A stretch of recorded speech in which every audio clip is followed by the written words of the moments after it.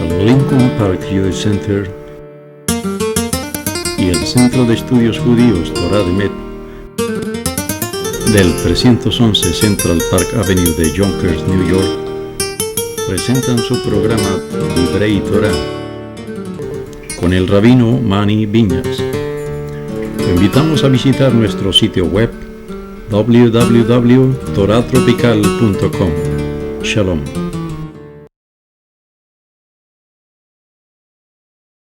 Estamos haciendo una serie.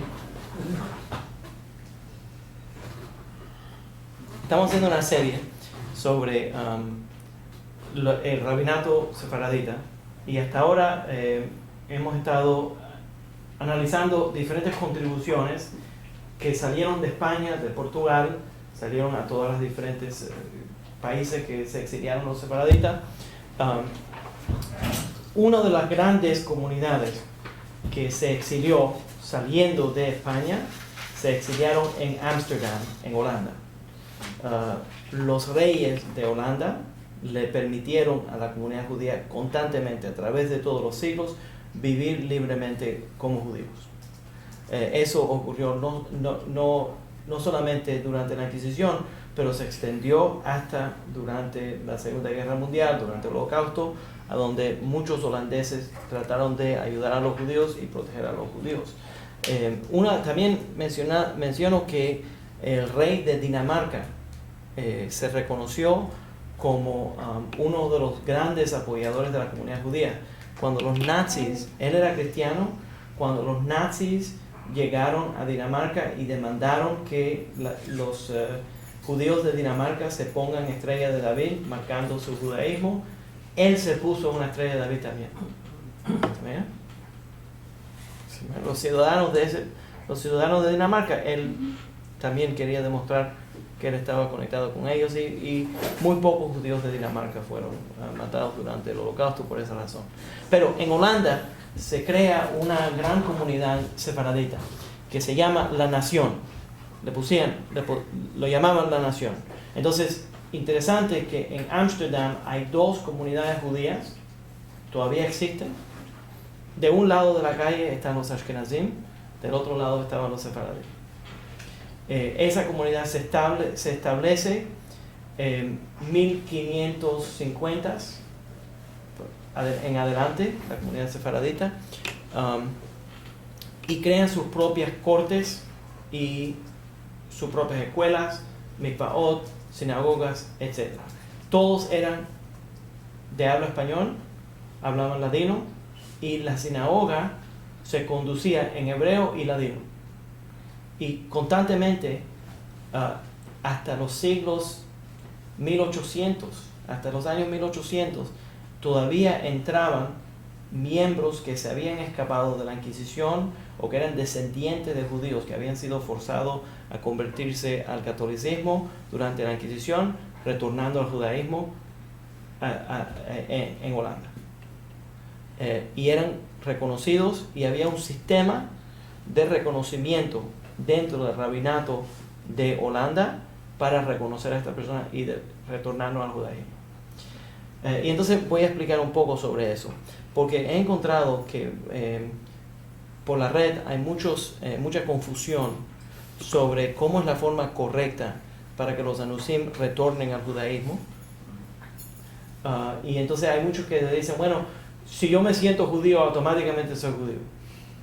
Bueno, pues si yo vengo aquí ilegalmente a los Estados Unidos y yo conozco el himno nacional, automáticamente yo no soy americano.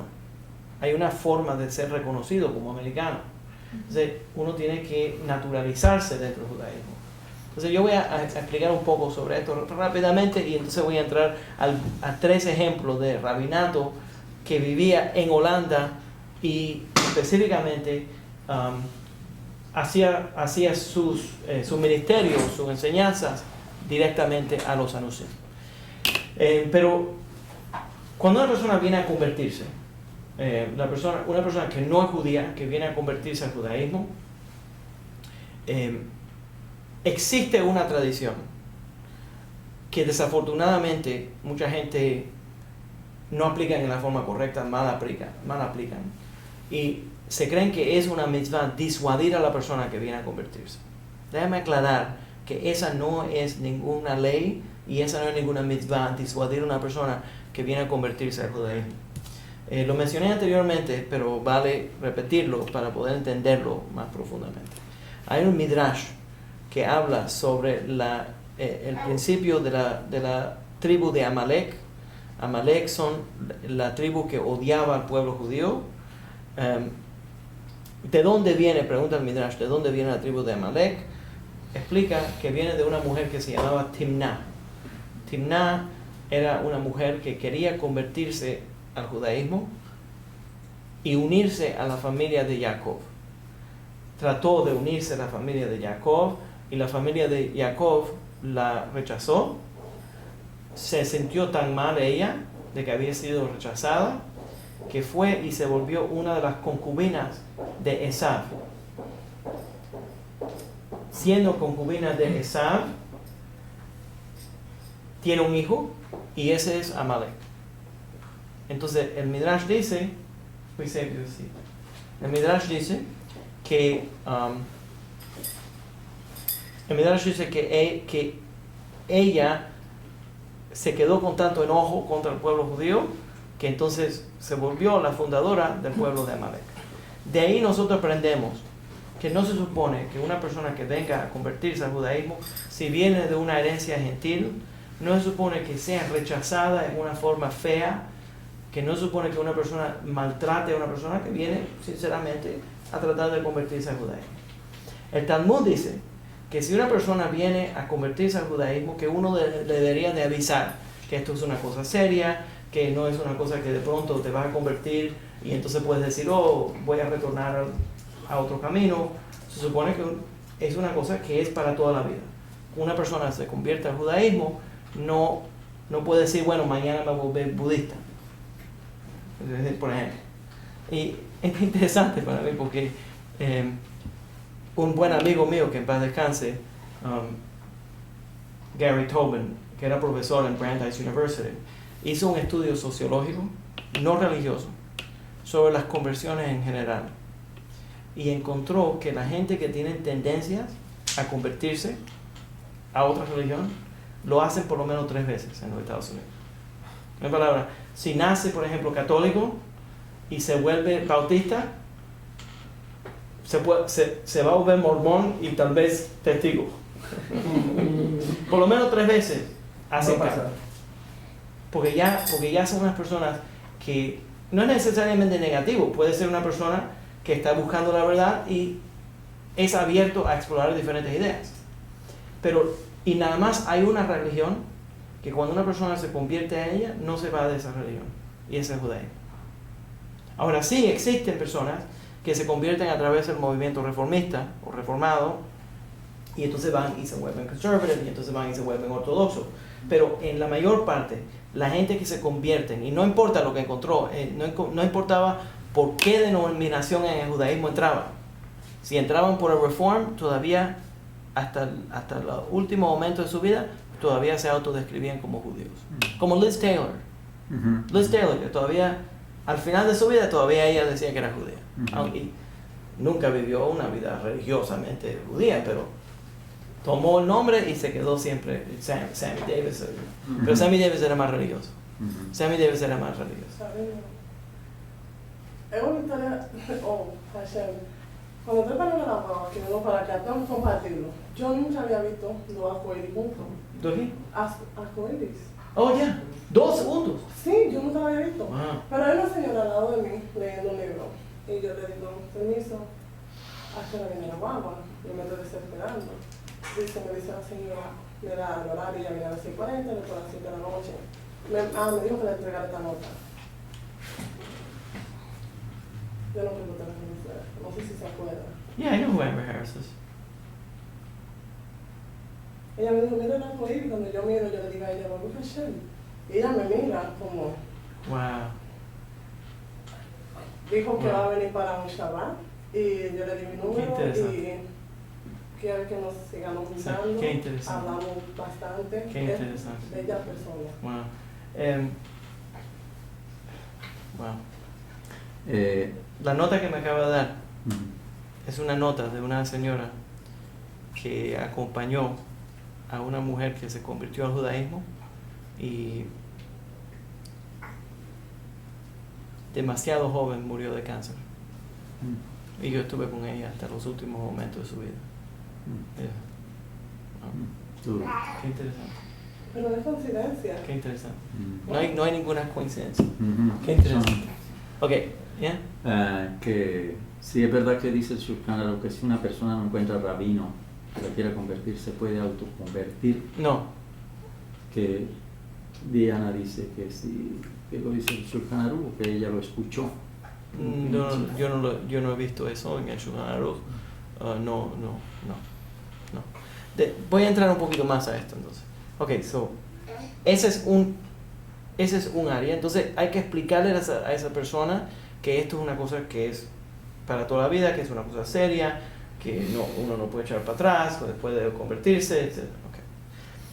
Pero no supone que se esté disuadiendo a las personas de convertirse al judaísmo. Lo que he oído comúnmente es que los rabinos le dicen, pero nadie quiere ser judío. Eso está mal. 613 mitzvot. Yo soy judío porque yo quiero ser judío. ¿Verdad? ¿Ustedes me entienden? A mí me gusta. Mm. Y no solamente, y yo actúo como rabino porque a mí me gusta el judaísmo. Yo puedo ganarme la vida haciendo otra cosa. ¿Eh? Entonces no está correcto darle de menos judaísmo. Eso es lo. Pero también hay otras personas que son de descendencia judía, que quieren retornar al judaísmo. Eso no es una persona que se está convirtiendo al judaísmo. Es una persona que está retornando al judaísmo. Y el rabinato de Holanda, conociendo que habían personas que eran descendientes de judíos que habían sido forzados a convertirse al catolicismo, crearon un sistema para ese retorno. Mordejai Eliyahu, que fue sumo rabino de Israel, publicó una carta explicando cómo hacer un retorno al judaísmo. Y hay una gran diferencia entre un retorno al judaísmo y una conversión. Y voy a entrar un momento a esa diferencia. Cuando dentro de la ley, cuando una persona le está diciendo a una persona que viene a convertirse, el rabino le está diciendo a una persona que viene a convertirse, le dice que es una cosa seria, que uno debería de verdaderamente entender lo que uno está haciendo, eso no es para disuadirlo, sino es para que tome el paso de convertirse al judaísmo en una forma seria, entendiendo lo que está haciendo. Pero cuando alguien viene y dice, yo vengo de descendencia judía, hay una takaná de Rabbeinu Gershom. La takaná de Rabbeinu Gershom, eso es alrededor del año 1000. Alrededor del año 1000, Rabbeinu Gershom hizo una serie de decretos rabínicos, y uno de los más famosos es el decreto contra la poligamía. Hasta ese tiempo, los judíos se podían casar con más de una esposa. Podían tener 2 mujeres, 3 mujeres. Si estaban locos, 4. Entonces, Sí recuerdo una. Sí recuerdo ninguna. Sí tenía, sí. Ok, anyways, el punto es que hasta ese momento él creó un decreto que no se podía casar con múltiples esposas. Entonces, ese es uno de los más famosos, pero hizo una serie de ellos. Uno de los más famosos de Rabbeinu Gershom es no solamente contra la poligamía, sino también que uno no puede leer la correspondencia de otra persona. Es prohibido dentro de la ley judía. Antes de las leyes laicas, también nosotros teníamos esa ley. Entonces también otra, que uno no puede divorciar a una mujer contra su voluntad. Entonces no puede escribir un documento de divorcio y dárselo. Ella tiene que estar de acuerdo en recibir el documento de divorcio. ¿Yeah? Okay. Y uno de los takanot que hizo es la takaná que dice que la comunidad judía debería hacer todo lo posible para retornar a los anusim judaicos. Una takaná directamente de Rabbeinu Gershom, que la comunidad judía tiene que hacer todo lo posible para retornar a los anusim al judaísmo. ¿Por qué lo hizo? Porque ya habían pasado las cruzadas. Y entonces durante las cruzadas no solamente mataron a los judíos, sino también los forzaban a convertirse al catolicismo. Y cuando los forzaban a convertirse al catolicismo, Entonces la ley católica les aplicaba. Entonces si la gente lo veía yendo a la sinagoga, los podía matar. Entonces la gente, ya después que habían sido bautizados, aunque a la fuerza, si veían a ese judío retornar al judaísmo, lo podían matar. El hijo de Rabbeinu Gershom fue forzado a convertirse al catolicismo y fue enterrado, parece que lo mataron, fue enterrado joven en un cementerio católico. Y entonces Rabbeinu Gershom se sintió mal de que eso había ocurrido y hizo un decreto de que uno debería de hacer todo lo posible para retornar a las personas que fueron forzados a irse del judaísmo a otra religión. Esos son los anusim. Entonces, cuando una persona viene y dice, yo vengo de descendencia judía y yo quiero retornar al judaísmo, no se supone que la persona le dé de menos. Se supone que uno haga lo posible para atraerlos, para que venga a convertirse al judaísmo, para que venga y viva una vida judía. ¿Se entiende la idea? ¿Y cómo la gente comprueba quejándose? O vamos a ver si tú tienes cierta, como no curiosidad, sino, mi familia hacía esto y esto, pero nunca nadie me dijo. Te voy a decir, hay varias formas. Una forma sería hacer una genealogía y poder probar genealógicamente que una persona es de descendencia de los Anusim. Poder darle un testimonio a una corte rabínica de que sí, que estas prácticas han existido en la familia. Porque de todas maneras nosotros vamos a hacer un tipo de conversión. El estilo de retorno es un tipo de conversión que yo voy a escribir en un momento. Pero esto es lo que la corte de Holanda hacía. La corte de Holanda, los rabinos de Holanda, la comunidad establecida separadita de Holanda, buscaba ver de dónde esta familia viene.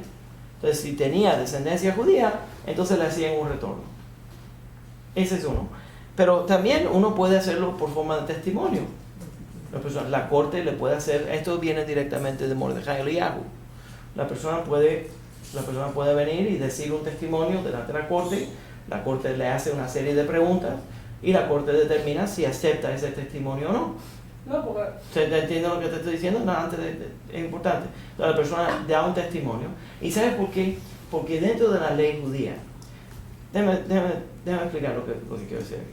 La persona viene y dice, rabinos, le dice la corte, son 3 rabinos, le dice, rabinos, yo creo que yo soy de descendencia judía y yo quiero vivir una vida judía. ¿Y por qué? Porque existe esta herencia en mi familia que me están diciendo que sí, que mi familia era judía, y me presento delante de ustedes para que ustedes me digan a mí, de acuerdo con la ley, qué es lo que yo soy, cuál es mi estatus, cómo yo puedo retornar al judaísmo. Si una persona viene a una corte rabínica de 3 rabinos y viene a darle ese testimonio, ¿por qué no lo vamos a creer? ¿Qué se va a ganar? No, yo no lo digo por eso. No te digo, esa es la forma que lo pensamos. Porque hasta en la actualidad, con el holocausto, sería difícil, como si de un campo de contratación pediste toda la familia, sí. Sería difícil tú comprobar. Por eso era que yo te estaba preguntando. Sí. Si tu testimonio es válido, no hay problema. Sí. Ahora, el único problema es que hay quien tendría que encontrar una corte que acepte ese testimonio. Hay cortes que no aceptan testimonio de nadie. Félix te pregunta, cortes que son agresivas. Perdóname, Félix te pregunta ¿qué debe hacer un anusim cuando le habla a alguien concretamente en un sector de las que nací, le dice que él puede estar cruzado y por ende no es judío? No creo que debería de decirle eso a la gente. Decirle a la gente que tal vez los ashkenazim no son judíos. ¿Qué? ¿Eso es lo que me está diciendo? Yo entiendo que es que si... Que a lo mejor es de los Casares. ¿Se refiere a Casares, Félix? ¿O se refiere a, como usted, por ejemplo, que un ashkenazi le diga que usted es cruzado?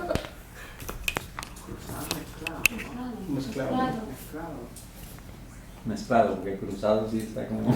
¿Lo que está diciendo? ¿Cuál es? ¿Qué lo que dice? ¿Que él es sefardita y ashkenazi al mismo tiempo? No estoy entendiendo qué es lo que está diciendo. No, eso no lo estamos entendiendo. Mi pregunta exacto eso es que si, repito, Eliyahu, por favor pregúntale a Rab que debe hacer un anusim cuando le habla a alguien concretamente, un sector de las que nací, le dice que él puede estar cruzado y por ende no es judío. O mezclado, quiere decir que mezclado, que tal vez tiene descendencia, que tal vez tiene parte que son... absolutamente. Escucha, déjame terminar el proceso de la descripción del proceso de retorno para poder explicarlo. Entonces la persona viene, entonces le da un testimonio a la corte que va a vivir de acuerdo con la ley judía. La corte va a hacerle una serie de preguntas, le va a averiguar si esa persona sabe verdaderamente cómo vivir una vida judía. Esa persona va a ir al mikvah si ya es circunciso.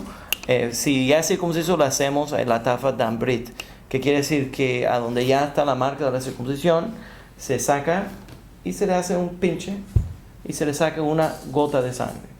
Esa gota de sangre simbólicamente marca la circuncisión. Si el hombre no tiene circuncisión, se le hace una circuncisión. Cuando se sana, se lleva al mikvah, se mete dentro del agua del mikveh y ya está viviendo una vida judía. Los papeles de conversión no son de conversión, sino son retorno al judaísmo. Son de retorno al judaísmo. Y el rabinato separadita le puso Teudah Lashuv Darkei Avotav, certificado de la persona que retornó al camino de sus padres, de sus antepasados. Ahora, la razón que lo menciono es porque hay gente que se dice, yo soy descendiente de los Anusim, yo no tengo que convertirme. Eso está mal también. Nosotros vivimos en un mundo, y eso va directamente al punto que está haciendo Félix aquí a través de su pregunta. Nosotros vivimos en un mundo, verdaderamente, no existe esta bobería de los Ashkenazim y los Sefaraditas. Nosotros todos somos judíos, entonces tenemos que vivir juntos y tenemos que ser agradables a todo el mundo. Entonces, si hay una forma de hacer un retorno y los Sefaraditas lo aceptan y también los Ashkenazim lo aceptan, mejor todavía.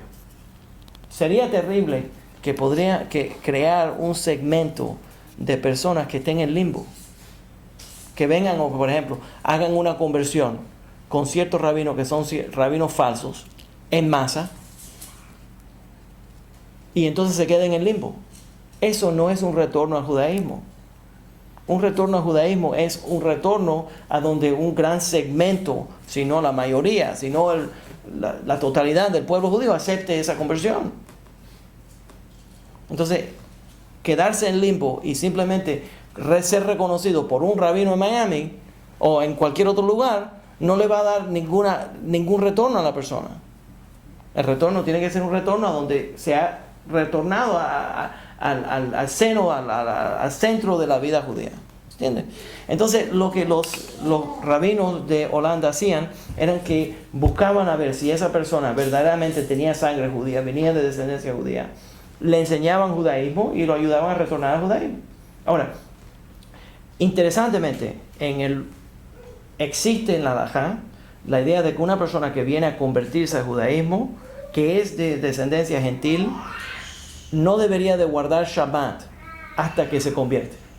Entonces no puede guardar 100% Shabbat hasta que haga la conversión. Pero cuando alguien viene de descendencia de los Anusim y dice, tal vez yo soy judío o yo soy judía, entonces se supone que guarde Shabbat completamente. Y le voy a decir la razón. Pues la halajá es que la persona que no está seguro, tiene un safek, no está 100% seguro si es judío o no es judío, si la descendencia viene por parte de madre o por parte de padre, si a lo mejor es un abuelo pero no estamos seguros de dónde viene este judaísmo, entonces esa persona tiene que guardar la ley, porque lo que existe dentro de eso es que Safek de Oraita Lehumra. Safek de Oraita Lehumra quiere decir, si hay una duda que le aplica a la ley bíblica, se supone que uno decide estrictamente. ¿Qué quiere decir que tengo que observar? Si es rabínico, entonces puede decidirlo en una forma más simple, entonces no tiene que observar. ¿Se entiende? Entonces, esa persona se supone que guarde Shabbat completamente. ¿Se entiende la idea? Entonces, el rabinato de Holanda hacían estos retornos constantemente y tuvieron que lanzar una serie de clases y libros para poder ayudar a los Anusim a retornar al judaísmo. Que quiere decir que nosotros ahora mismo estamos haciendo lo que nosotros estamos haciendo, tratando de ayudar a los Anusim a retornar. Se hizo primero en el año 1654 y había un grupo de rabinos que se dedicaron específicamente a ayudar en español y en portugués, a ayudar a las personas a retornar al judaísmo. Entonces voy a darle un grupo, 3 rabinos que vienen de ese grupo que específicamente se dedicaron a este tipo de labor. El primero se llama, ya yo lo mencioné anteriormente, pero quiero mencionarlo en este contexto. El rabino Menashe ben Israel. Rabino Menashe ben Israel. Nacido año 1604 a 1657. Oh, bueno, wow. Sí. Descendiente de judíos conversos portugueses. La familia, el padre, se llamaba Gaspar Rodríguez Núñez. Gaspar Rodríguez Núñez. Gaspar Rodríguez Núñez. Se pudieron escapar cuando Menashe ben Israel tenía 16 años. Se fueron para Holanda y vivieron en Ámsterdam. A los 16 años, Menashe ben Israel se circuncidó. Ahora, debía mencionar que cuando una persona viene a convertirse, si es incircunciso, hay que hacer una circuncisión completa. Entonces, cuando se sana, se va al mikvah. Yo creo que lo dije. No se me perdió. Okay. Entonces, él... Pues si está circuncidado, le hace un pinchecito. Es un pinchecito. Y no se preocupe, cuando hay una circuncisión completa o un pinche, a mí no me duele, yo no se apure. Yo no lo siento, no me... Ok. Entonces, él entra, se cría junto con Rabino Aboab da Fonseca, Isaac Aboab da Fonseca, nacido 1605. Aboab da Fonseca. ¿Ya? 1605. Nacido también, 1605. Aboab da Fonseca tiene una vida más larga, pero se volvieron a los 15 y 16 años, los dos fueron circuncidados, viniendo de descendencia portuguesa, entrando a Holanda y estudiaron para el rabinato, los dos. Menashe ben Israel se vuelve tan famoso que Rembrandt hizo un dibujo de él. Rembrandt lo pintó. ¿Ya? Se volvió tan famoso que se volvió amigo de Oliver Cromwell de Inglaterra. En el año 1654 él convenció a Oliver Cromwell a permitir a los judíos que vivan en Londres de nuevo, legalmente. Desde el 1654, entonces los judíos pudieron mudarse para Londres, los judíos españoles se mudaron para Londres. Yo conocí a uno que se llamaba Mound, de apellido, y originalmente tenía toda la prueba, originalmente era Méndez. Y se mudaron para Londres y formaron una sinagoga grande en Londres, que es la sinagoga española portuguesa. De nuevo, la misma estructura, 4 columnas. La sinagoga española portuguesa casi siempre tenían 4 columnas centrales. El Ezrat Nashim, que es la sección de las mujeres arriba, segundo piso, en forma de U. Las bancas, todas en forma de U. La Teba, el lugar donde se lee la Torah, a la parte de atrás, abierto completamente. Y el Jejala, donde se pone la Torah, completamente adelante. Las 4 columnas son las 4 madres de Israel.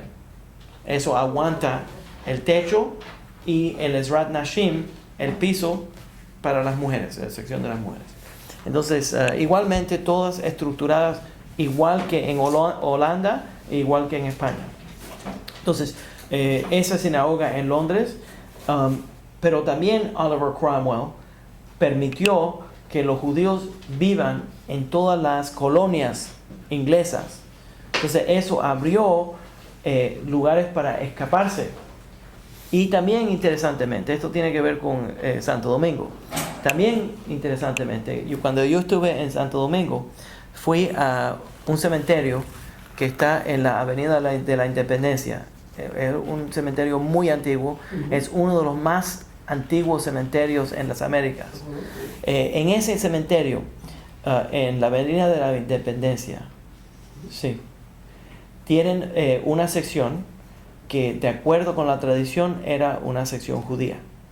Y allí tienen una serie de tumbas que es separado y se ve a donde estaba la pared original que separaba a los judíos de los cristianos.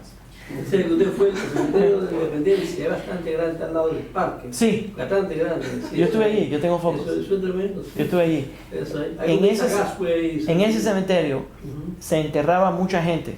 Sí. Y la razón era porque Santo Domingo siempre le dio ciertas libertades, aunque era ilegal vivir abiertamente como judío y todavía existía la ley de la Inquisición. Los dominicanos ignoraban las leyes, ellos hacen lo que quieren. Entonces, qué raro, ¿verdad? Yo sé que eso es sorprendente, Entonces, lo que la gente hacía era que para poder ser enterrado legalmente como judío, eso sería contra la ley de la Inquisición. Lo que la gente hacía era que si tenían algún familiar que vivía en una de las colonias inglesas, automáticamente se declaraban ciudadanos de Inglaterra. Sí. Y entonces en Santo Domingo le permitían ser enterrado con ritos extranjeros. Entonces está todavía en todo, legalmente, el gobierno de Santo Domingo tiene todo eso guardado. Todos los récords están guardados de los entierros con ritos extranjeros. Y eso fue porque... Ya está lleno. Sí, está lleno, sí. Y ese fue la razón. Ahí vas a ver a los López Peña, Uh-huh. que están todos enterrados en esa sesión. Y entonces ciertos miembros de esa familia están enterrados bajo la cruz y otros enterrados pero sin marcador que tiene denominación religiosa. Entonces tiene el nombre de ellos nada más. Entonces eso obviamente pudo tener un rito extranjero, legalmente extranjero. Y desafortunadamente encontré que muchas de las tumbas ya no tenían los nombres. Pero la idea era que este Menashe ben Israel pudo negociar con Oliver Cromwell para expandir la presencia judía a las colonias inglesas. Eso permitió la expansión y el intercambio de los judíos españoles y portugueses con los ingleses, y entonces nosotros desarrollamos ciertos mercados. Uno de los mercados que los judíos españoles y portugueses establecieron en el Caribe era el cómo blanquear el azúcar de caña, la nuez moscada y el tabaco.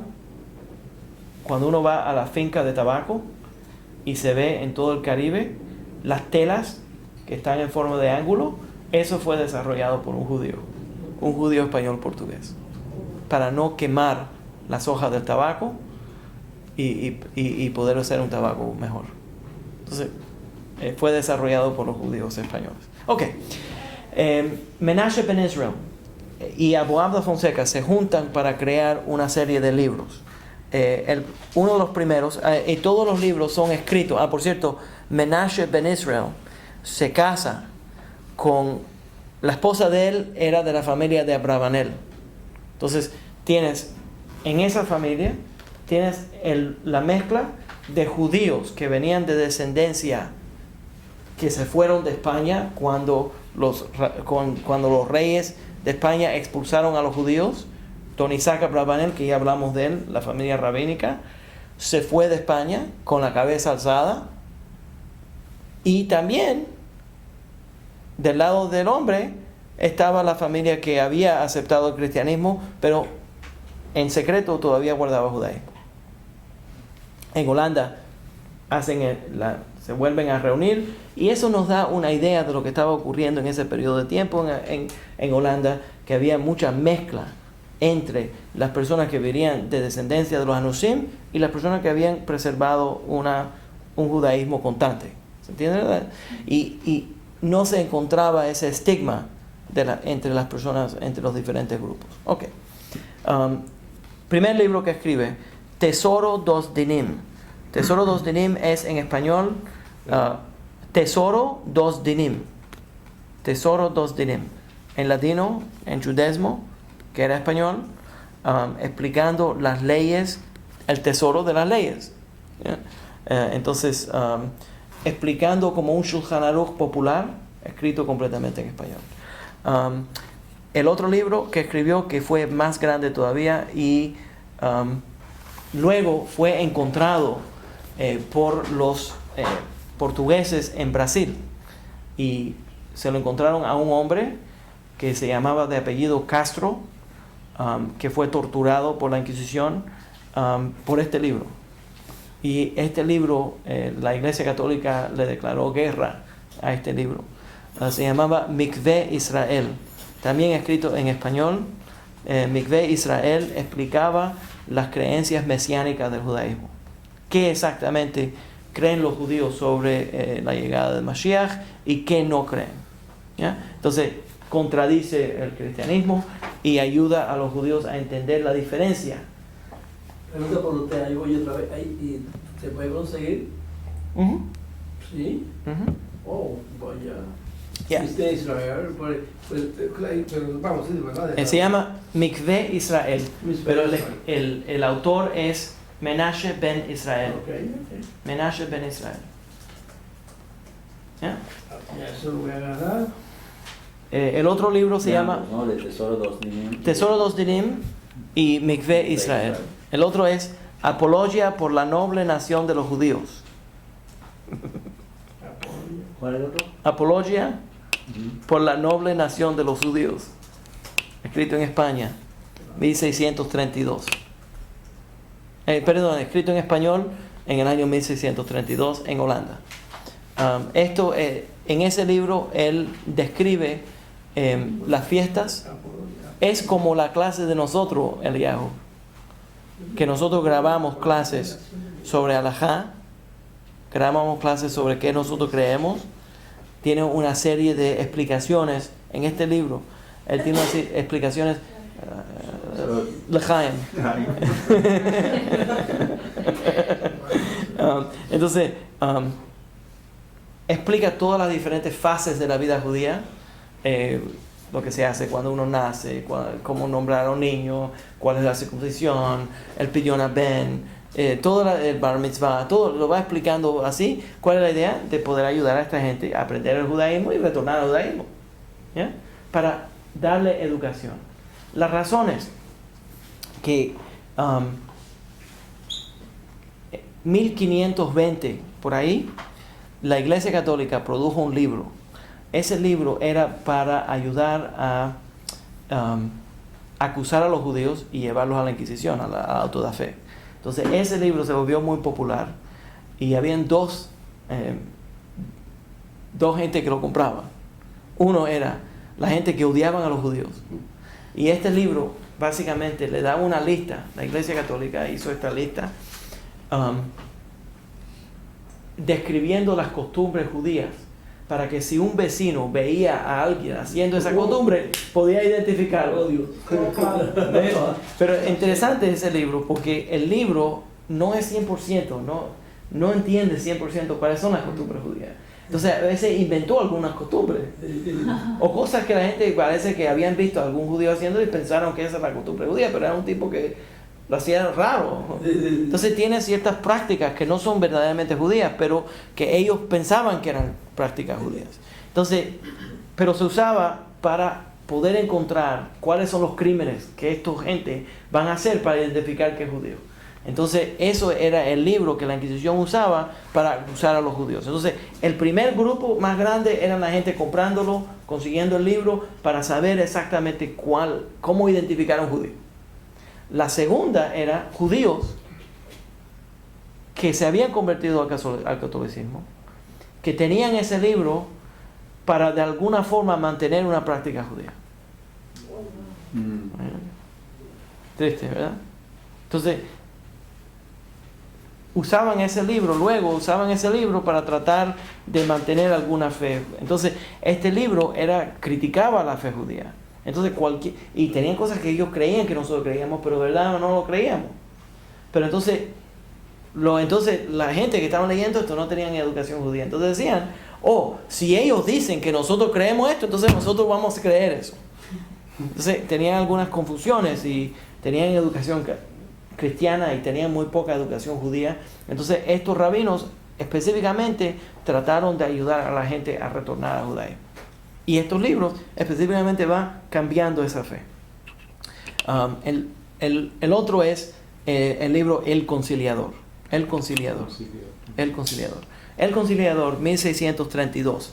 Es un libro que es clásico ahora. Por cierto, está en inglés. Lindo. Un tipo llamado Lindo de Inglaterra. El apellido Lindo. Sí, de Inglaterra, porque es español y portugués que vivía en Inglaterra. E.H. Lindo. E.H. Lindo. Qué lindo. Anyway, entonces ese tipo produjo un libro ahora, El Conciliador, que está en inglés. ¿Qué es lo que hace? Es un ejemplo típico de la experiencia de esta gente. Era rabino Menashe Ben Israel, y filósofo, y le gustaba la filosofía, y había estudiado hasta los 16 años, había estudiado en las escuelas católicas. Entonces había estudiado teología hasta cierto nivel católico. ¿Qué es lo que crea? Un libro que coge 2 o 3 versículos de la Torá que aparentemente se contradicen. Los presenta, los pone los 2 o los 3 y dice cuál es la contradicción y describe la contradicción. Entonces entra, y hay varios que están a través de la Biblia, todo el Tanaj, y entonces entra y va al Talmud, o va a la Mishnah, o va a otros libros judíos, y encuentra cómo se reconcilian estos 2 versículos. Déjame dar un ejemplo de esto. Hay un versículo en la Torá que dice que Dios es tan misericordioso que no castiga los pecados de un padre a un hijo. Y en otro versículo dice, en la Torá, dice que Dios castiga los pecados del padre al hijo. De generación en generación. Entonces, se contradicen. Entonces él va y busca en el Talmud cómo los rabinos del Talmud bregaron con eso y explica. Si uno sigue, se supone, dice él, que en cada generación se supone que uno analice no solamente su comportamiento, pero también el comportamiento de sus antepasados. Y vea si mis padres se portaron correcto. Entonces, hay ciertas cosas que yo aprendí de mi familia que tengo que cambiar. No son necesariamente correctas. Entonces, si uno sigue los pecados de su padre, entonces recibe el pecado de los padres y de uno. Pero si uno rompe la cadena y dice, no, yo no voy a seguir en este camino erróneo, entonces no recibe el castigo. Entonces los dos son Tiene lógica. ¿Los dos tienen? También tiene lógica. Very interesting. Pero, Sobre ese, perdón. Te voy a interrumpir. El libro que usó la Inquisición para hacerlo de tal que no tomen el título que estaba escribiendo. No me acuerdo el nombre del título. Ahora no me acuerdo, pero hago homework. Yeah. Un homework para ustedes. Un homework, yo te lo voy a buscar. Okay. Yo tuve una copia y se lo presté a una persona en la universidad y nunca me lo devolvieron. All right, esos libros prestados perdidos. Sobre ese tema, quiero mencionarlo porque yo estaba dando una clase en City College y mis estudiantes, que son jóvenes, very liberal, me dicen, bueno, estábamos leyendo un libro, es todo Sephardic literature. Entonces, ustedes, yo creo que soy racista, pero no lo soy. Entonces, me pagan para que dé esa clase. Entonces, la literatura sefaradita, y uno de ellos es Primo Levi, el escritor italiano sefaradita que sobrevivió a los campos de concentración y escribió una serie de libros sobre su experiencia en los campos de concentración. En uno de ellos escribe sobre la moneda, una moneda que se creó dentro del gueto de Varsovia, que tenía el presidente del gueto de Varsovia, era judío, puesto por los nazis, para dominar, y él decidía quién iba a vivir y quién no iba a vivir. Entonces él escribe toda la vida de este Rumkowski. Entonces al final empezamos la discusión en la clase y uno de los estudiantes me dice, bueno, ¿cómo nosotros podemos juzgar a Rumkowski? Porque si nosotros hubiéramos estado en la misma posición, no sabemos lo que hubiéramos hecho. ¿Quién soy yo para juzgar a Rumkowski? Y entonces me acuerdo de Menashe Ben Israel, le digo, es tu responsabilidad juzgarlo. En cada generación Se supone que nosotros decidamos si las actividades del pasado fueron pecados o fueron correctos. Y aún Porque con si no- nuestras acciones corrijamos los errores de Claro, nuestros padres. claro. Porque si no, entonces el mundo no avanza. Exactamente. Si aceptamos, bueno, eso es lo que la gente en los tiempos antiguos hacían. La gente en los tiempos antiguos era racista. ¿Vamos a ser racistas toda la vida? Es verdad. No. Entonces uno tiene que ir analizando las diferentes generaciones, ¿no? Entonces ese es un ejemplo del tipo de... Pero lo especial del El Conciliador, porque eso es la razón que estoy en este tema.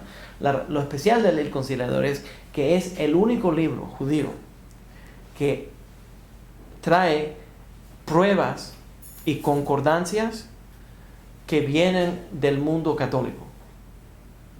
En otras palabras, él pone a veces a San Francisco. Pone, sí, porque él sabe la teología cristiana. Entonces a veces cuando no puede encontrar una forma dentro de los libros judíos para hacer una conciliación, presta de los libros católicos y los trae y los pone, están publicados en el Conciliador. Un mundo interesante, ¿no? Entonces todo su genre de lo que él está escribiendo es saliendo del mundo católico, entendiendo lo que es el mundo católico, sabiendo que su audiencia, los lectores que van a leer los libros de él, son judíos sefaraditas que también vienen de ese mundo, y lo que él está tratando de hacer es ayudarlos a dejar atrás el cristianismo que fue forzado durante la Inquisición y conectarse al judaísmo auténtico. Hacia arroz con mango, dicen aquí. Arroz con mango. No es arroz con mango. No es arroz con mango. La razón que yo lo menciono es porque yo lo recomiendo. Yo recomiendo ese arroz con mango.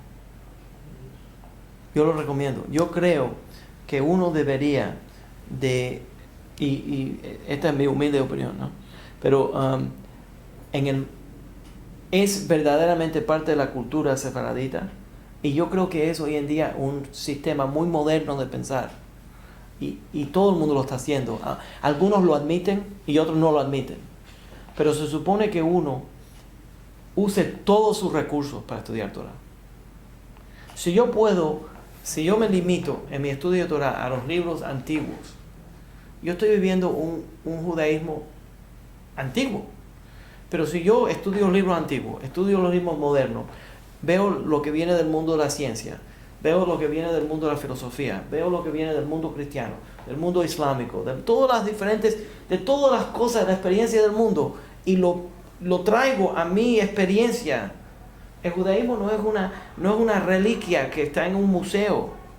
El judaísmo es una cosa viviente. Entonces, yo voy a traer todos los recursos posibles. Los voy a traer de la televisión, los voy a traer de los deportes, los voy a traer del mundo de la política. Todo se va a involucrar en mi vida judía. Mi vida judía no está segregada a solamente una religión. ¿Tú entiendes lo que estoy diciendo? Entonces se supone que uno esté incorporando todo lo que uno tiene a su disposición. Él tenía a su disposición la teología cristiana. ¿Por qué no usarla? ¿Por qué no usarla? Y sabiendo que la gente que le están leyendo los libros vienen de esa herencia también. Entonces no es un arroz con mango, es un arroz con moros. ¿Yeah? Ok, ese es uno. So ese es Menashe ben Israel. Ok, el segundo entonces es el amigo de él, Isaac Abu Abda Fonseca, que es una persona muy interesante. Isaac Abu Abda Fonseca, igual, nació en 1605, de familia portuguesa que fue a Francia y entonces se fue para Holanda. Se educa como rabino. ¿Esa cámara está correcta? Ok. Sí, porque me moví. Se educa como rabino, se establece en Holanda. Entre todos los rabinos que existen en Holanda, a la edad de 21 años, se vuelve el sumo rabino de la sinagoga más grande en toda Holanda.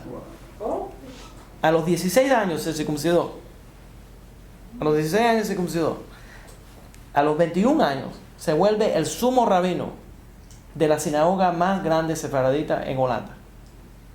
¿Qué tipo de persona? Entonces, en el año 1639,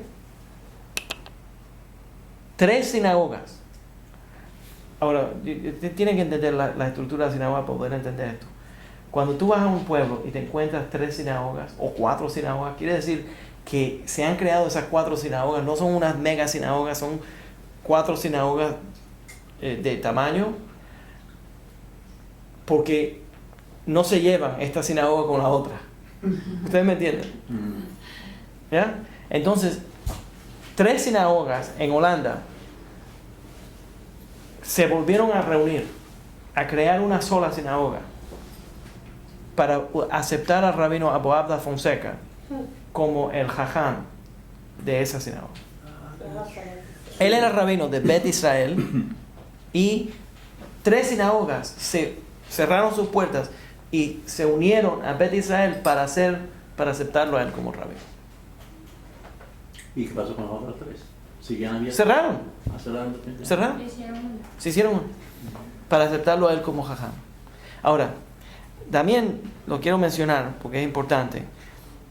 Abu Abda Fonseca se vuelve una persona controversial, porque Abu Abda Fonseca no solamente no produce libros de halajá a ese genre que produce su amigo Menachem Ben Israel. Él produce clases y eventos que enseñan Kabbalah. Entonces, todas sus clases tienen que ver, todo tu trabajo tenía que ver no solamente con halajá como rabino, pero su atracción, la forma que él quería atraer a los anusim a que retornen al judaísmo es a través de Kabbalah. Y eso se volvió muy atractivo. Pero durante ese periodo de tiempo, la Kabbalah y la filosofía están siendo usadas en algunas formas positivas para retornar al judaísmo, y en otras formas la seducción de una filosofía a donde ya esta gente venían de un mundo que se había abierto completamente, y ahora mezclar eso con el judaísmo crea a ciertas personas. Uriel da Costa, que se vuelve completamente hereje contra el judaísmo, que viene también de descendencia de los sefaraditas, de españoles que fueron forzados a convertirse al catolicismo, regresan al judaísmo, pero entonces él hace él viene con una serie de preguntas que vienen del mundo filosófico. Benedicto Spinoza, que también vienen de esta herencia. Entonces, Abu Abda Fonseca se concentra mucho en Kabbalah. Y uno de los grandes rabinos de Holanda venía de descendencia de Austria, Saúl Leví. Saúl Leví lo acusa de que él es hereje, Abu Abda Fonseca es hereje, porque cree en la reencarnación. Entonces, ¿por qué? Porque Saadia Gaon, uno de los grandes Gaonim, escribió contra la reencarnación. ¿Y por qué es tan importante de que Abu Abda Fonseca cree en la reencarnación? Porque él cree que la gente vienen aquí, muchas personas que son de descendencia española, son reencarnaciones de judíos que fueron forzados a convertirse ¿está viendo?, al catolicismo, y entonces son reencarnados hasta que vienen y retornan al judaísmo. Entonces dice él que el retorno, Abu Abda Fonseca enseñaba esto, que el retorno al judaísmo tal vez es porque la persona ha recibido, o la conversión al judaísmo, tal vez es porque esa persona tiene adentro una neshama judía, y esa neshama todavía no ha podido retornar al judaísmo a través de los siglos, y ahora es su deber, su misión, poder retornar al judaísmo. Entonces él dice que la llegada del Mashiach no puede venir hasta que los anusim retornen al judaísmo, y que uno debería hacer todo lo posible para ayudar a los anusim a encontrar esa chispa de judaísmo que está dentro de ellos, para entonces retornar al judaísmo. Saúl Leví dice que eso no existe, que no existe la reencarnación, y entonces publican un manuscrito que yo encontré. Bueno, nunca lo publicaron, pero producieron un manuscrito a donde el Saúl Leví de Morteira, lo llamaban de Morteira la familia, dice que hay ciertos pecados, y esto es una discusión halágica un poco avanzada, pero vamos a entrar a él. La discusión es esta. Cuando yo hago ciertos pecados, ¿cuál va a ser mi castigo? Entonces el Talmud entra a ciertos castigos, ciertas explicaciones de lo que le pasa cuando uno muere. Entonces, por cierto, Dante, el infierno de Dante, antes de él ya nosotros lo habíamos escrito. Él se lo copió del Pesikta Rabbati, que en el Pesikta Rabbati hay una tradición de que Moisés subió a los 7 cielos y subió a los 7 niveles del infierno y vio los diferentes castigos, ¿ya? Está en el Pesikta Rabbati. Anyways, el punto es que Saúl Leví dice que hay ciertos pecados por lo cual no se puede uno hacer teshuvah. Y uno de esos pecados que uno no puede hacer teshuvah es el pecado de su propia voluntad irse del judaísmo, aceptar otra religión. Entonces dice Saúl Leví dice, no hay teshuvah para eso, no hay retorno. Teshuvah quiere decir retorno. No es arrepentimiento, es retorno, restablecimiento. Entonces dice él que no hay forma de restablecerse cuando uno de su propia voluntad ha dejado el judaísmo. Abu Abda Fonseca dice no, uno siempre puede retornar. Y dice él que no solamente uno siempre puede retornar, y esta es una pregunta filosófica enorme. ¿Qué tipo de Dios nosotros creemos? ¿Creemos en un Dios que ya después que uno ha llegado a ciertas decisiones ya te corta y ya no tiene interés en ti? ¿O un Dios que constantemente te está renovando? Entonces Abu Abda Fonseca va más lejos y dice no, aunque esa persona de su propia voluntad, si fue forzado es diferente, pero si lo hizo de su propia voluntad, fue y dijo, mira, yo creo más en esto y me voy para eso, y se queda toda la vida, entonces dice Abu Abda Fonseca que la persona puede ser reencarnada hasta que tiene la oportunidad de buscar el judaísmo. ¿Se entiende la idea? Ahora déjame decirle por qué esto es importante, porque describe, número uno, que en qué tipo de Dios nosotros creemos. Y la verdad es que Abu Abda Fonseca fue el que ganó.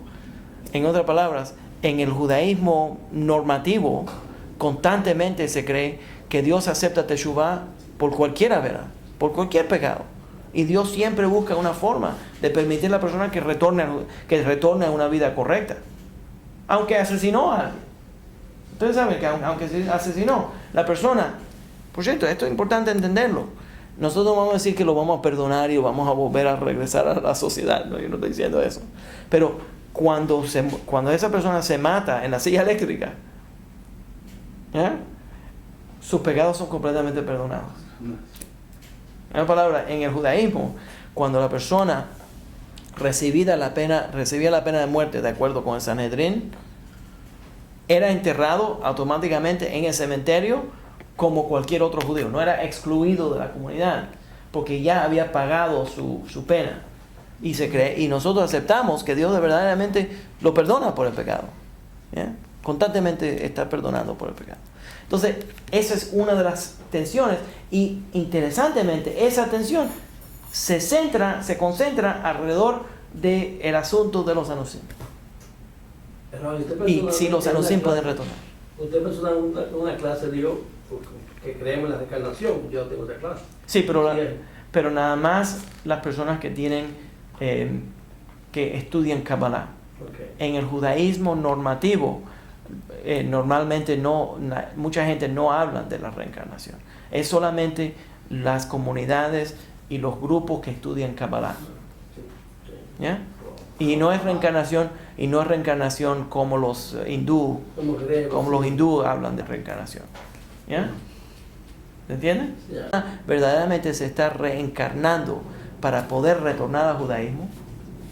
Tal vez el proceso, nada más les presento una idea, tal vez el proceso de retorno al judaísmo, tal vez eso es una forma de limpiar la kelipá, limpiar la cáscara que se puso alrededor del espíritu, del alma de esa persona, y tal vez eso explica un poco del sufrimiento.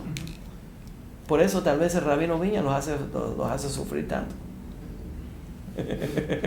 Para poder limpiarlos, para ayudarlos. Para quitarles. Es una capará. Se llama capará al-Yedei Isurim. Es decir, una limpieza a través del sufrimiento. Entonces, pero oye un momento, déjame desarrollarlo un poco más. Yo llevé una vez a un dominicano, bueno, han habido varios, pero este dominicano fue delante de la corte a retornar al judaísmo. Y me dice, qué irónico. Después de la conversión, entre las cosas que estaba observando, me dice, qué ironía, qué irónico que mis antepasados fueron convertidos al catolicismo por 3 sacerdotes. Esa es la corte de la Inquisición. Y yo retorné al judaísmo por 3 rabinos. Qué irónico, qué ironía que mis antepasados fueron convertidos al catolicismo con un salpico de agua, y yo entré al mikvah y me la quité de arriba con otra agua. De otra agua, sí, más agua. Interesante, ¿no? Entonces, pero no es solamente que es irónico, sino yo creo que es estaba observando algo serio. Entonces, Aboab de Fonseca tiene, al final, Saúl Leví, y eso es donde se pierde el resto del manuscrito, pero le dice que lo va a acusar y lo va a excomunicar en la corte, en una corte en Italia. Y Aboab le dice que sí, que vaya a la corte de Italia, que lo acuse, pero al final no sabemos cómo terminó la cosa. Pero esa es parte del fundamento del trabajo de Aboab de Fonseca. ¿Qué me iba a preguntar? No, hay una pregunta. ¿Qué tanto sería correcto pensar que uno reencarna en un gentil para retornar al judaísmo? Sí, eso es lo que estamos hablando. Dice Félix que es cierto, el retorno conlleva sufrimiento, que tiene toda la razón. Sí. Sí. Pensaba en el caso de la muerte, ¿no? Que el Talmud habla de la muerte o doble muerte. Al apedreamiento le seguía una muerte, que a la muerte por colgamiento. Entonces, ¿cómo se ve ese aspecto allí, no? No, al final la persona moría y esa muerte era la expiación. Una segunda muerte, pues, mirándolo desde... Bueno, en pedradones que llegaban, pues la persona moría, ¿no? No, normalmente el Talmud no describe que la gente le tiraban piedras. Esa no era la forma de matar a través de piedras. No, así no se lee el Talmud. El Talmud dice que la persona se llevaba a un alto, la piedra se ponía arriba, una piedra grande, él se ponía abajo, y los testigos que habían testificado contra él tenían que empujar la piedra y la piedra le caía arriba. Pero también habla de que le tenían que dirigir una piedra directamente hacia el pecho para a ese lugar. Sí. Pero no eran piedras tiradas. No. Anyways, es la forma de limpieza. Ese no es el asunto. El asunto aquí es que, interesantemente, la forma que Aboab de Fonseca veía el retorno de los Anusim era que había un proceso de reencarnación, un proceso de limpieza de la Kelipá a través del sufrimiento, y el deseo de retornar al judaísmo tenía que crecer dentro de esa persona para expiar lo que le permitió fácilmente aceptar el cristianismo. ¿Ya? Ok. 1642. Ahora está el rabino de las 3 congregaciones. Ahora déjenme mencionarlo el asunto, porque el rabino siempre estaba pensando en negocio también. El rabino es un negociante, ¿no? La comunidad más rica en el mundo estaba en Holanda en esos días. Estos judíos, españoles y portugueses no eran pobres. Estamos hablando que ellos estaban negociando en bancos, en inversiones, intercambios, importación, exportación. Tenían frutas, lo describieron que ellos podían comer frutas fuera de la temporada, eran tan ricos que conseguían frutas fuera de temporada. Quiere decir que ellos estaban en los barcos trayendo y haciendo de todo. La compañía que exploró el Nuevo Mundo, los inversionistas en esa compañía eran todos judíos españoles que vivían en Holanda. Tenían enormes cantidades de dinero. Entonces este rabino se vuelve el rabino de esas 3 congregaciones en la comunidad más fuerte económicamente en el mundo. Quiere decir que estaba ganándose un buen salario. En el año 1642, el rabino Abu Abda Fonseca parece que tiene un midlife crisis y decide que no va a seguir, renuncia a su posición y se va para Brasil. ¿A qué edad, perdón? Para Brasil. No, pero ¿a qué edad? Nacido en el año 1605, en el año 1642. Un midlife crisis. 27. Ya llevaba una maleta. Interesante, ¿no? Se fue para Brasil, para Pernambuco, Recife, crea la primera sinagoga en las Américas, Cajal Sur Israel. Y en Cajal Sur Israel, una sinagoga pequeña. No tenían dinero, nada. ¿A qué viene a Brasil? Él escribe que viene a Brasil porque Brasil está lleno de personas de descendencia anusim. Oh, wow. ¿A qué viene? A ayudarlos. Crazy. ¿Yeah? Ok, vienen los portugueses. En ese tiempo Brasil estaba bajo control de los holandeses y cuando los portugueses vienen y vuelven a atacar en Recife, él estaba, y toman control de Pernambuco, 9 años están atacando y tomando posiciones intercambiando entre los holandeses y los portugueses. Interesantemente, ocurren muchas cosas en Brasil. Los judíos que estaban viviendo en Brasil bajo los holandeses ya estaban motivados y habían retornado al judaísmo y se habían declarado judíos. Ahora de pronto vienen los portugueses y se vuelve a establecer la ley de la Inquisición. Entonces, originalmente habían llegado bajo los portugueses y oficialmente eran cristianos. Pero enseguida que se fueron los portugueses y cogieron los holandeses, entonces se declararon judíos. Pero entonces los portugueses que habían venido y eran cristianos sabían que esta gente eran de descendencia judía, y cuando regresaron los portugueses, entonces la ley de Inquisición los castigó hasta peor todavía. Entonces mucha gente se fueron y se escondieron dentro del bosque, de las selvas.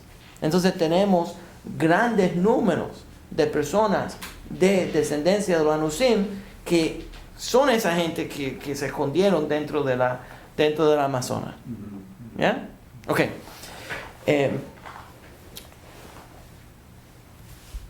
La Inquisición empieza a traer barcos,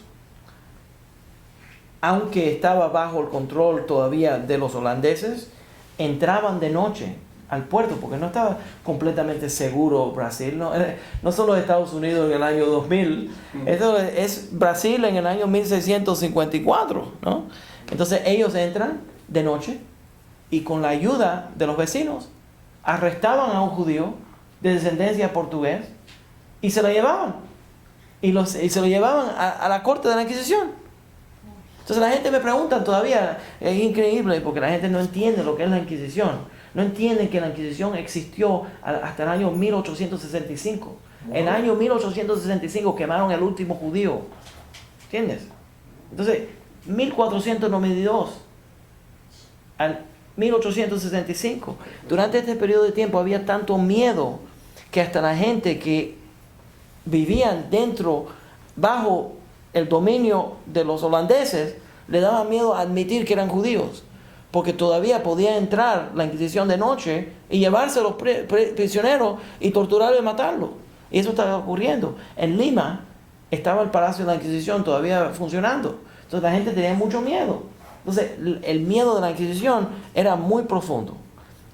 En Brasil arrestaron a un hombre que lo mencioné anteriormente, que se llamaba Castro. Ese hombre, la Inquisición pudo probar, era portugués, y encontraron una Biblia cristiana y un par de tefilín. ¿Eh? Entonces pudieron probar a través de las torturas que le hicieron, y cartas que él tenía, que él era agente de Abu Abda Fonseca. ¿Eh? Entonces lo que él estaba haciendo era, tenía una Biblia cristiana, él usaba la Biblia cristiana para enseñar judaísmo. ¿Eh? Okay. Entonces eso lo menciono porque es parte de la herencia de los judíos, y empieza el judaísmo en las Américas. Pero y haciendo énfasis en lo que consideran el Antiguo Testamento. no, claro, es natural, pero también ellos tenían una serie de estudios sobre el Nuevo Testamento comprobando que no era correcto. ¿Ya? Entonces ellos se volvieron expertos en ese tema. Ok, uno más y entonces vamos a terminar. Yo siempre guardo el mejor para el final. El gran rabino. Cuba te dice, Félix, que existe una calle que se llama la calle del Inquisidor. Inquisidor, y ahí está la sinagoga. Porque allí vivía el Inquisidor en Cuba, y en Cuba existió ese tribunal más allá de 1850. Sí. El último en España fue en 1865. Sí, mucho tiempo existió. Bueno, ese tema sobre Cuba es otro tema. Es un programa especial. Ese es un programa especial. Tengamos en sintonía. Sí, hay que yo no lo puedo hacer en todas las clases porque ese va a ser poco a poco. Ok, Samuel Palache. Samuel Palache viene de este mismo grupo de gente, pero se llama el rabino pirata. Era pirata. El rabino era pirata. ¿Ya? O sea que los judíos son piratas. ¿No sabían? No. No, muchísimos de los piratas del Caribe eran descendientes judíos. Wow. Sí, muchísimos. Yo no sabía eso. De verdad. No solamente en las aguas del Caribe, pero también en todo el Mediterráneo. Muchos judíos desde Marruecos y de Libia salían a piratear los barcos españoles para robarle los barcos españoles y hundirlos. Claro. Pues eso es venganza. Eso se permitía.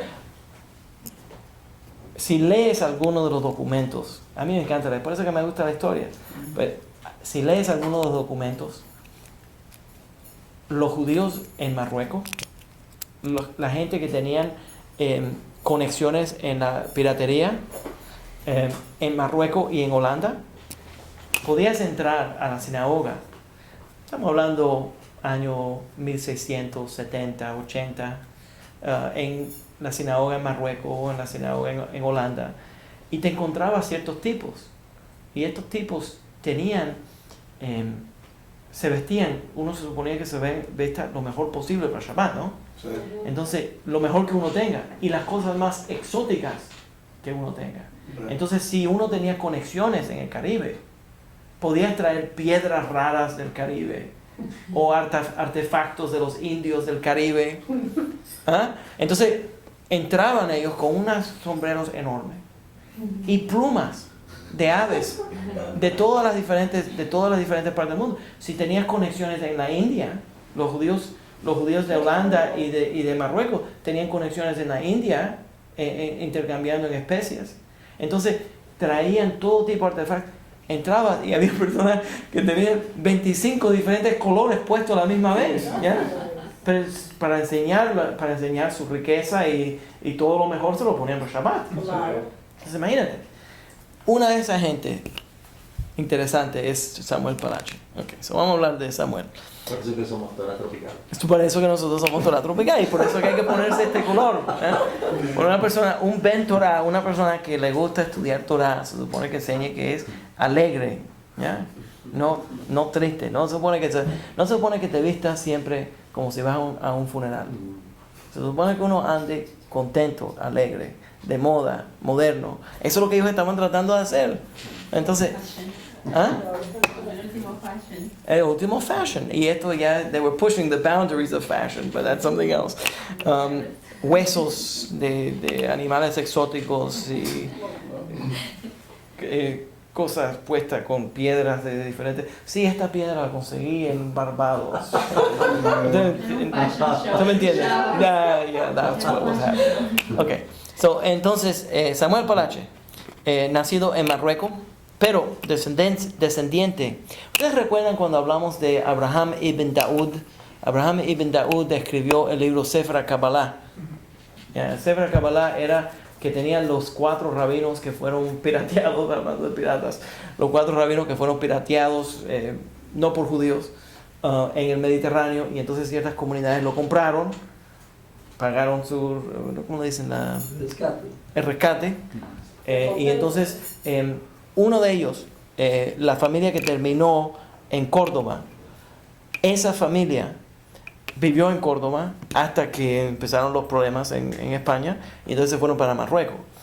Entonces él nace en Marrakech.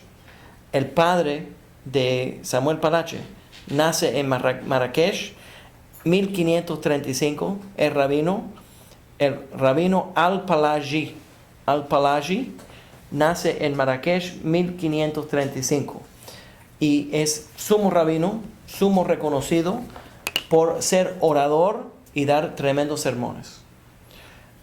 Los sermones de él, primariamente en español, con algunas partes en árabe, pero su atracción, sí, ¿En árabe? Sí, su atracción, porque los judíos en España, muchos de ellos hablaban árabe, porque habían entrado con los moros. Entonces, reconocido como orador para, y específicamente su audiencia eran los anusim, judíos que habían sido forzados a convertirse al catolicismo durante la Inquisición y se habían podido escapar para Marruecos. Entonces se forma una comunidad grande de judíos que hablan español en Marruecos y todos sus sermones son específicamente para atraer a ese grupo, porque ese grupo está ahora viviendo en limbo. ¿Soy judío? ¿No soy judío? ¿Me cuentan como judío? ¿No me cuentan como judío? ¿Ves cómo esto está en el siglo XXI? Lo mismo. No sé a dónde, no sé cómo, no sé cuál. Entonces, si no sé cuál y no me siento 100%, entonces a veces voy a la sinagoga, a veces no voy a la sinagoga. Pero si se sabe que este hombre específicamente sabe cómo hablarle a los anusim, vamos a ver lo que dice el rabino. Entonces la gente iba a oír lo que decían y muchos de esos sermones son publicados. La última vez estaba mencionándolo, que el rabino de español, el rabinato español, fue los primeros rabinos que empezaron a escribir sermones. En el mundo ashkenazí, los sermones no existen en las sinagogas hasta que alrededor de 150 años, cuando el movimiento reformista se forma en progresista, porque le dicen progresista, se forma en Alemania y ellos empiezan a copiar la prédica de los sacerdotes luteranos. ¿Interesante? Entonces, hasta ese día, los ashkenazim no tenían sermones en Shabbat. El rabino no daba un sermón, específicamente nada más enseñaba la ley. En el mundo sefaradita, el rabino tenía que predicar un sermón para motivar a la gente que observe la ley. Porque había tanta libertad que la gente no observaba la ley, si no querían. Entonces el rabino tenía que convencerlo. Casi siempre el rabino lo convencía usando diferentes estrategias. La primera estrategia, yo le digo el guilt, ¿no? ¿Cómo le dice el guilt en español? La culpa. La culpa. Sí, la culpa. ¿Cuál es la culpa? Todos tus antepasados lo hacían de esa manera. Tú eres el único que va a romper la cadena. No, Ramón, no te estamos echando la culpa. ¿Se entiende? Ese es uno. El otro es... ¿ah? Ese es uno. El otro es... Miren lo mal y la vida tan vacía. Estas son las estrategias. Se ve a través de todos los sermones que publicaron. ¿Ya? Esa es una estrategia. Otra estrategia es, mire qué vacía está la vida del filósofo. Tiene grandes ideas, pero al final no disfruta de nada en el mundo porque está analizándolo constantemente. Miren la vida tan vacía que viven los cristianos y los musulmanes y todas las demás religiones. El judaísmo le ofrece gran dulzura. Ustedes lo han oído, yo lo hago constantemente. Yo leo los mismos sermones.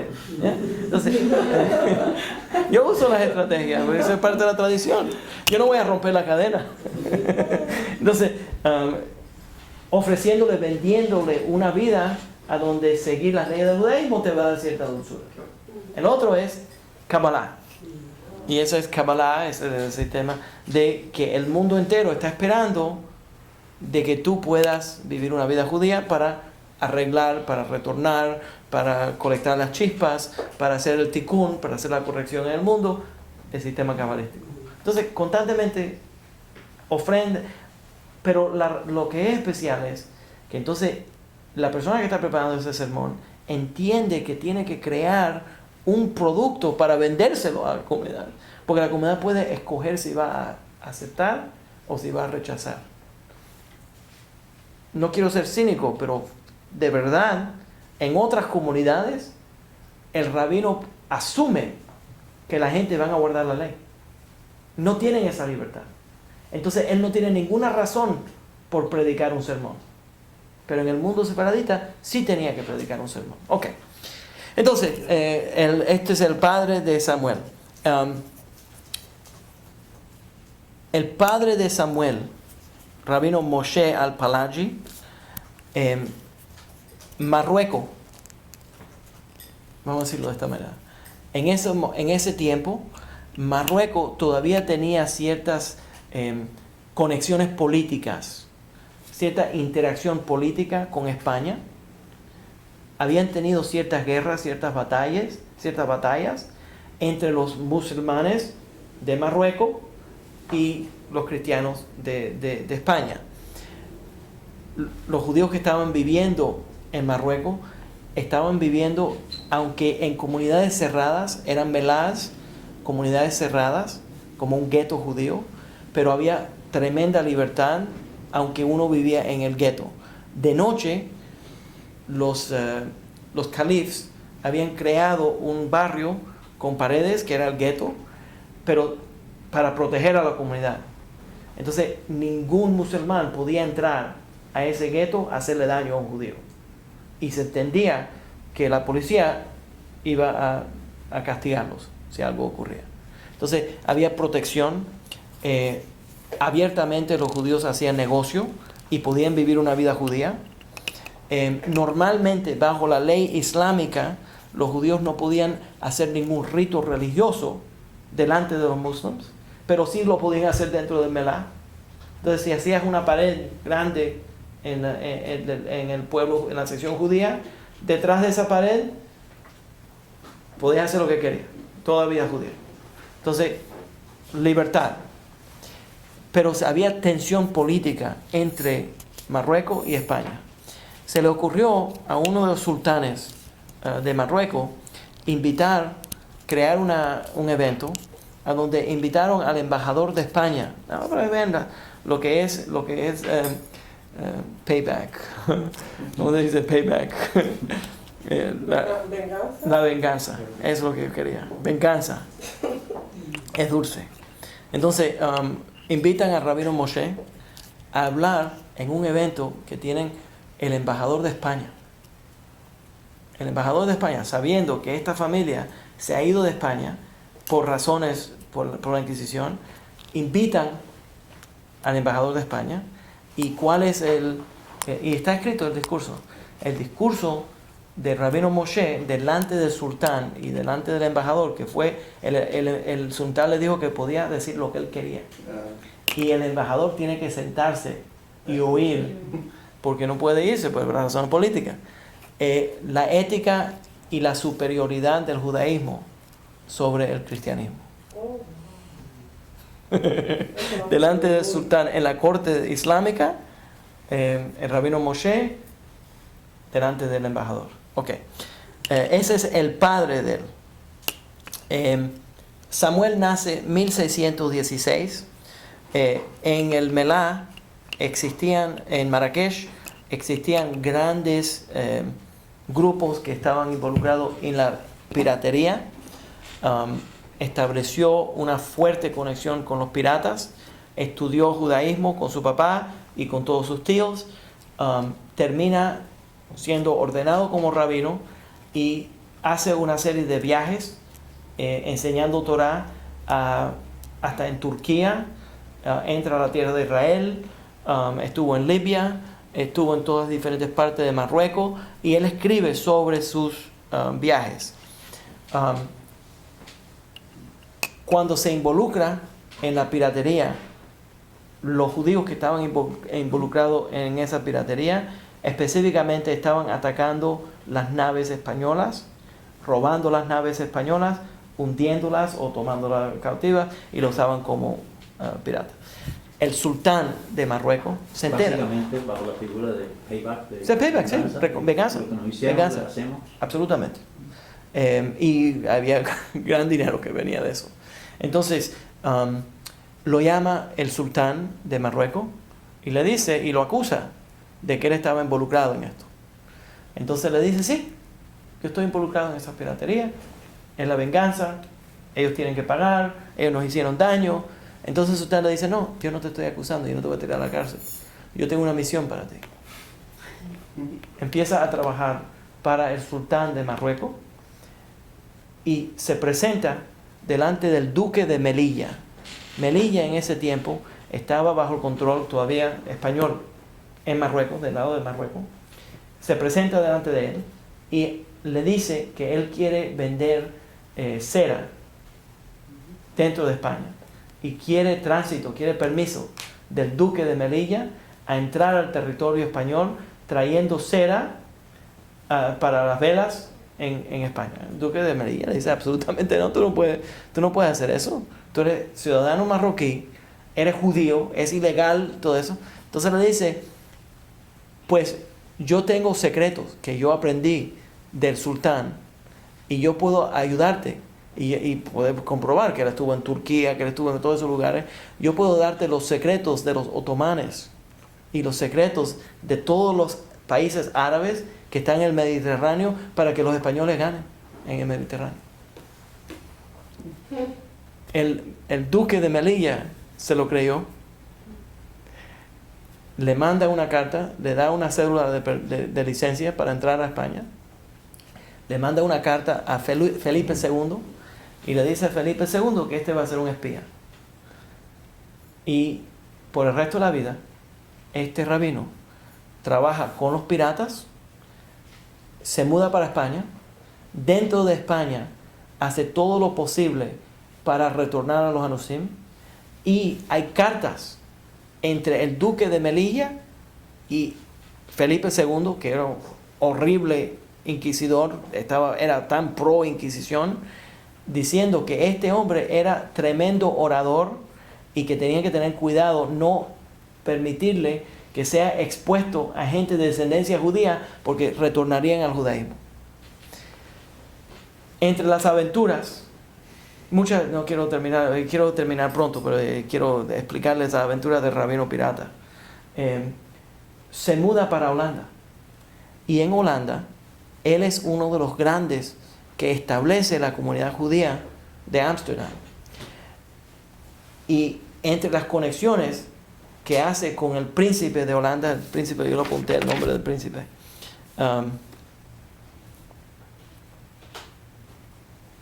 por cierto, la carta del duque de Melilla lo describe como un maestro dogmatizador.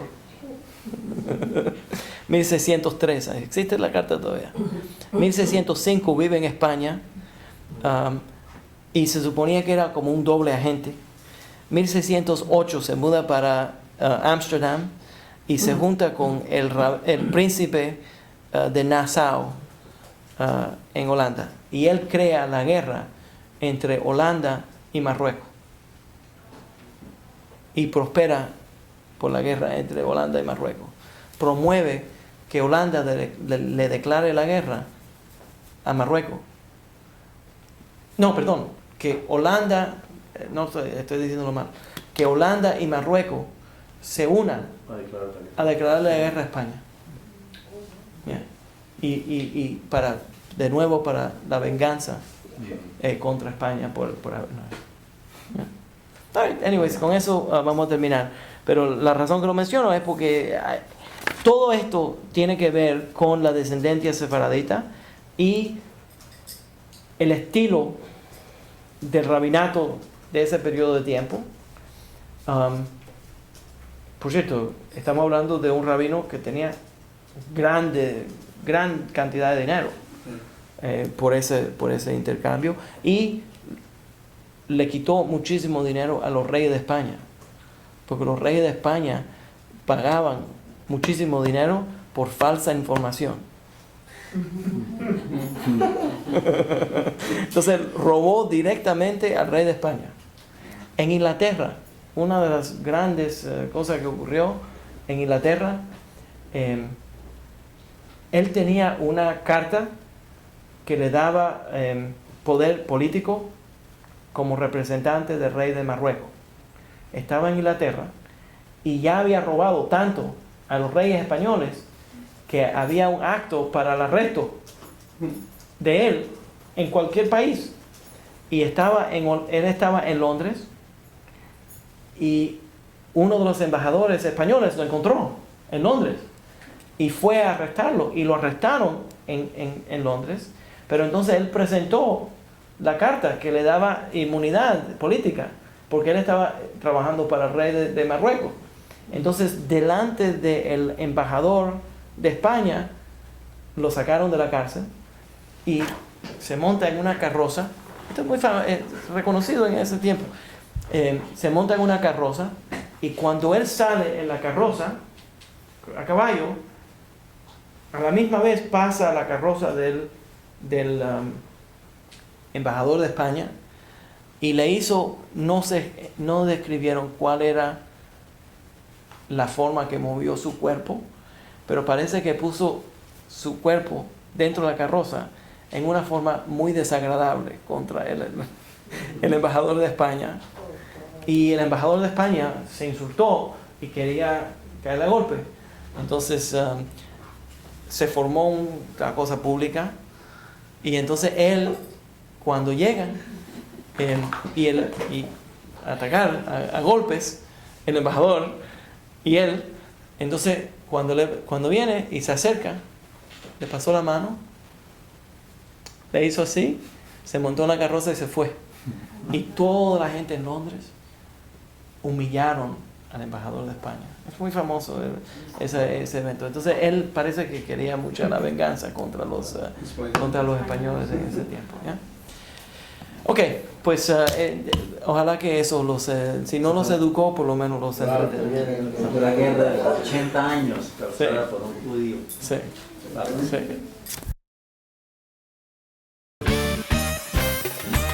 Cuando el Lincoln Park Jewish Center